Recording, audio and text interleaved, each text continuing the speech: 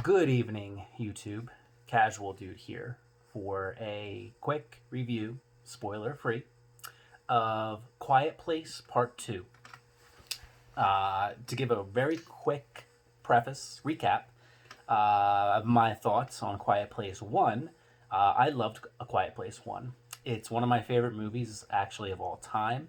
I actually have a list of my 100 favorite films, and A Quiet Place 1 is actually on that list.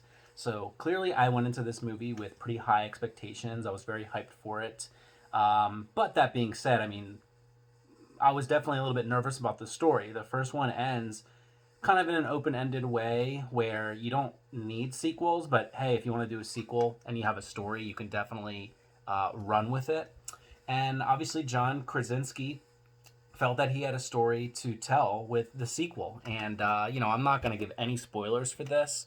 And just getting right to it as far as did I like it, did I not like it? I loved it. I loved this movie, just like the first one. Uh, Obviously, it's going to be a lot different. John Krasinski, his character, spoilers for the first, he dies in the first movie. So clearly, he's not the lead here. The lead, Emily Blunt is still around. His wife, the children, the daughter who doesn't hear sound, and there's also a lot of new characters in this movie, and the story goes in ways that I definitely didn't expect it. A lot of characters do things that you don't expect and go places that you don't expect. And the story focuses more on characters that you don't think they might, and they don't focus on ones that you think that they will focus on. So it definitely was an unpredictable movie as far as the narrative structure. And, this is in the trailers, we do get a little bit of John Krasinski in flashbacks. I kind of thought that we would get a lot of him in flashbacks. I assumed that, well, he's dead, but, we'll probably get a lot of flashbacks. I'll just say this, there's not a lot of flashbacks in this movie. But there is one in particular flashback that is amazing. You saw it in the trailer, but it kind of shows when everything starts with John Krasinski, and that scene is an 11. I mean, it is incredible. That scene in this film. So you'll know when you see it. It gave me chills. Many moments in this movie gave me chills, similar to the first. It had a lot of the same beats to the first. Similar beats, but not in a negative way because it was different for sure.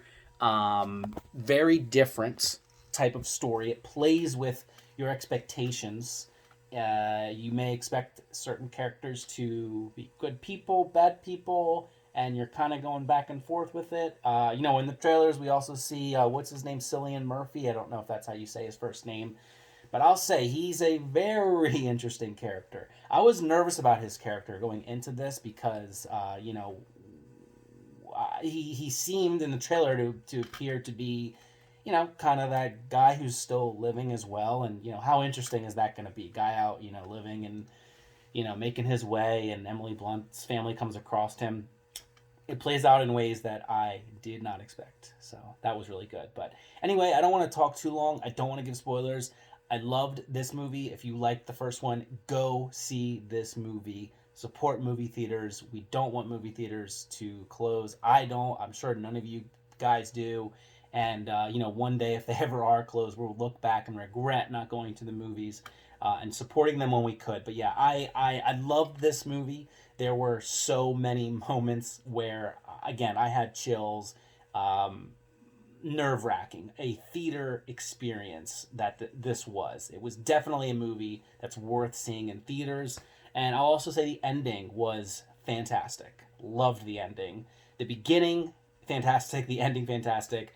The best parts of the movie for me. I think my two favorite moments, my favorite scenes, were the opening scene and the end scene. And I don't know if there's too many movies where you could say that about. So they're the most memorable scenes of the film, I would say, and I'd highly recommend it. What would I rate this on a scale of 0 to 10? If I had to give the first one a rating, I probably would give it like a 9 or maybe even a 10. It's almost a perfect movie for what it's trying to do, in my opinion. And I feel like this is right there. Sorry, my finger's in the way. Um, I feel like this one is better. I think this is the superior film, believe it or not. I saw this with my girlfriend, the casual mistress, and she agreed. We both like this movie more than the first movie. Um, it plays out in ways you just don't expect it to, and yeah, I would definitely recommend it. I can understand if someone liked the first one maybe more, but I don't know. This one just expands on the lore a lot. You get answers to a lot of things that you had questions about from the first film, and the intense moments are, I think, more frequent here. And honestly, one other aspect of this movie, this is somewhat of a horror thriller, and always a fault is characters doing dumb things where they end up in tense situations, but usually there's something they can do to get out of it. Well, this movie doesn't have many moments of that, and when it does, when you think it does, something else happens, and you say, "Oh," at first you say, "Oh," like, what are you like? Why aren't they doing this? Why wouldn't they just do this simple thing? And then a minute later goes by, and you realize, oh wait, that's why they aren't doing that. And that happens a few times in the film, so I feel like they were very conscious about that in kind of setting up things where you as the audience might be kind of screaming at them to do something, and then they reveal something kind of sort of thing, and it's like, oh well, that's why. That's actually really smart why they did that. But yeah, kind of rambling now, kind of going on tangent, but yeah, I would I would maybe give this. I mean, it's a damn good sequel. It's kind of a pitch perfect sequel.